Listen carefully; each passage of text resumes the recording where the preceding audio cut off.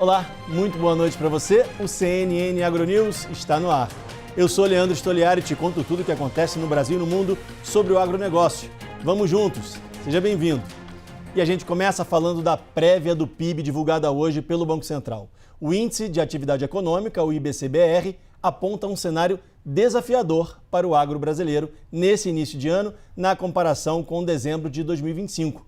Vamos então para o nosso telão, a gente tem uns números aqui para explicar para vocês. Segundo o indicador do Banco Central, em janeiro de 2026, houve um recuo da atividade agropecuária de quase 1,5%. E agora falando de janeiro de 2025, na época houve um aumento de 2,63% em relação a janeiro de 2024, quando também houve um aumento de 0,68%. Aumentou um pouco em 2024, aumentou muito em 2025 e agora houve uma queda. O indicador do Banco Central acompanha a evolução mensal da atividade econômica e é considerado pelo mercado a prévia do PIB do país. Ele não substitui o cálculo oficial divulgado pelo IBGE, mas serve como termômetro do comportamento do PIB. Vamos mudar de assunto? A soja exportada para a China vai passar agora por uma fiscalização diferente. O Ministério da Agricultura decidiu mudar o procedimento a pedido de empresas tradings do setor. Aquelas empresas que conectam o produtor de commodities com o mercado internacional. A mudança aconteceu porque exportadoras relataram dificuldades operacionais causadas pelas normas de inspeção, o que fez o governo brasileiro endurecer a fiscalização. A medida levou a Cargill, a gente lembra, a suspender as exportações de soja para a China. Agora, pela nova regra, as amostras de soja que vão ser inspecionadas passam a ser coletadas pelas empresas supervisoras de embarques, contratadas pelas tradings. As novas regras já foram oficializadas pelo Serviço de Vigilância Agropecuária Internacional.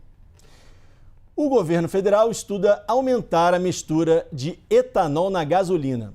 A proposta faz parte das diretrizes da chamada Lei do Combustível do Futuro.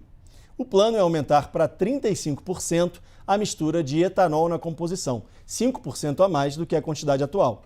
A gasolina comercializada no país tem hoje 30% de etanol anidro na fórmula. Segundo o Ministério de Minas e Energia, a alteração da mistura precisa ser aprovada pelo Conselho Nacional de Política Energética e depende da comprovação de viabilidade técnica que envolve testagem de campo e ensaios em laboratório. Evandro Gussi, CEO da União da Indústria de Cana-de-Açúcar e Bioenergia, falou hoje ao CNN AgroNews sobre o crescimento da produção de etanol no Brasil. Vamos ouvir. Desde 2003, quando a gente introduziu no Brasil o carro Flex, por ter etanol disponível nos postos de combustível e o consumidor poder fazer essa escolha, o brasileiro já economizou mais de 140 bilhões de reais. Foram 5 bi só o ano passado. Então isso significa que, sobretudo, nesses momentos em que a gente tem altas de petróleo, esses momentos que a gente tem essa intensa volatilidade, é justamente quando mais o etanol contribui com o consumidor. E aqui uma coisa importante, isso para o governo, que precisa também preservar um equilíbrio fiscal, é um jeito que se faz sem nenhum tipo de impacto fiscal. Ou seja, é o consumidor que, tendo a oportunidade e o direito de escolher pelo combustível no seu carro, opta pelo etanol e, em geral, trazendo uma economia substancial para ele. Com o aumento do petróleo, o etanol fica mais barato. Muito obrigado pela sua audiência. O CNN AgroNews fica por aqui. Você assiste agora ao CNN Prime Time. E eu volto logo depois do jornal com mais notícias do agronegócio. Tchau!